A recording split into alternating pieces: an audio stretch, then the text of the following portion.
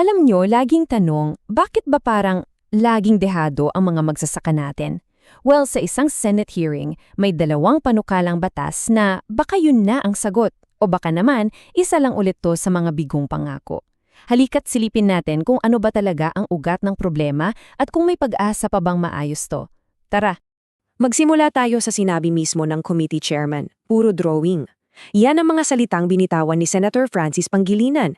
Ang ibig sabihin niyan, kahit gaano pa kaganda yung plano sa papel, kung walang taong gagawa sa mismong lupa, wala ring mangyayari. At dyan mismo nagsisimula ang napakahabang kwento ng paulit-ulit na pagkabigo sa ating agrikultura.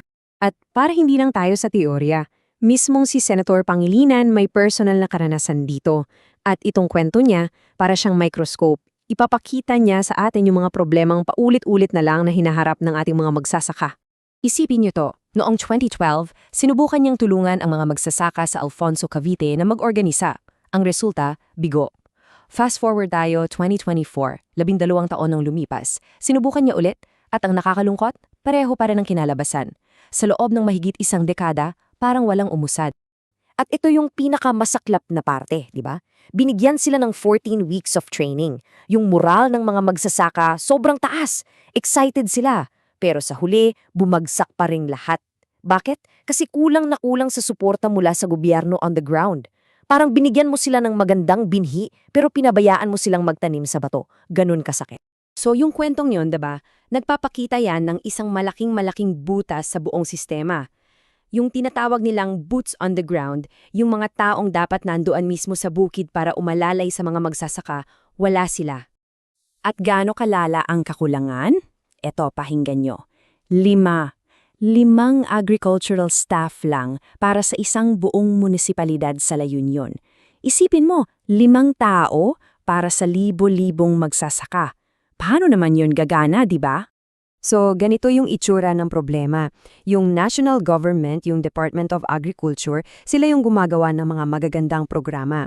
Pero ang pagpapatupad, binabato nila sa mga LGU. Ang kaso, yung mga LGU, kulang na kulang sa tao. Kaya ang resulta, yung tulay, putol. Yung tulong na galing sa taas, hindi na nakakarating sa baba, sa mga magsasaka. Okay, so yan yung unang malaking problema, kakulangan sa tao. Ngayon, dumako naman tayo sa pangalawa na kasing lala rin. Yung mismong listahan ng mga magsasaka, sira-sira raw. Ang problema, nagsisimula talaga sa Registry System for Basic Sectors in Agriculture or RSBS. Ito dapat yung Biblia para malaman kung sino ang tutulungan. Pero gaya nga ng sabi ni Senator Raffy Tulfo, kapag mali ang listahan at late dumating ang tulong, ang mga tunay na magsasaka, yung tulong napupunta sa iba.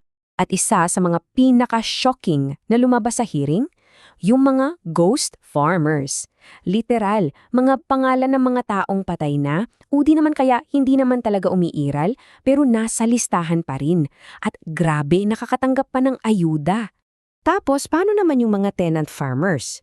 Sila yung nagbubungkal ng lupa pero hindi sila ang may-ari. Dahil hindi sila makapagpakita ng tax declaration ng lupa na hawak syempre ng may-ari, hindi sila makapag-rehistro. Isang pirasong papel lang, pero yun na yung pader na humaharang sa tulong na para sana sa kanila. At para lalong gumulo, meron pang problema sa duplicate entries. Isipin mo, iisang bukid lang pero nakarehistro sa tatay, sa nanay, pati sa anak. Kaya sa papel, 3 magsasaka pero sa totoong buhay, iisang pamilya lang yan na nagsasaka sa iisang lupa. Ang nangyayari, lumolobo yung data pero hindi naman totoo. At heto na yung resulta ng lahat ng gulong yan. Tingnan nyo yung pagkakaiba ng numero. Sabi ng Commission on Audit, base sa listahan, may 13.5 milyong magsasaka raw tayo. Pero ayon sa Philippine Statistics Authority, na gumagamit ng mas scientific na paraan, 7.4 milyon lang. Halos 6 na milyong tao yung diferensya. 6 na milyon. Paano ka tutulong ng tama kung yung mismong bilang ng tutulungan mo hindi mo alam? Okay, so yan yung mga problema. Ang laki, di ba? Ngayon, pag-usapan naman natin, ano ba yung mga solusyon na nakahain na yon sa Senado para ayusin to? Basically, may 2 malaking ideya. Una, yung tinatawag na renationalization ng agricultural extension services.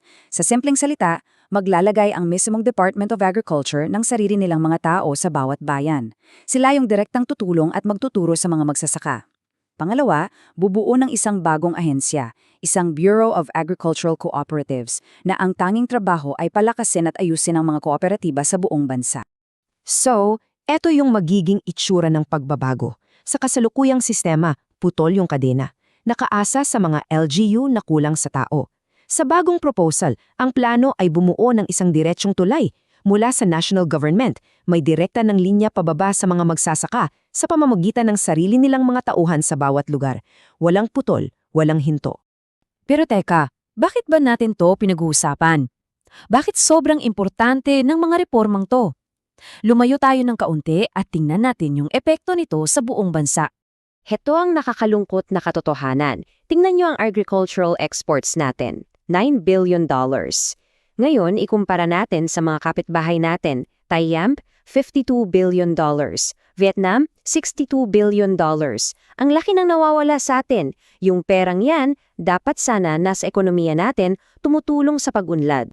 Kaya yung buong usapan na to, hindi lang tutungkol sa pag-aayos ng listahan o pagdedagdag ng tao.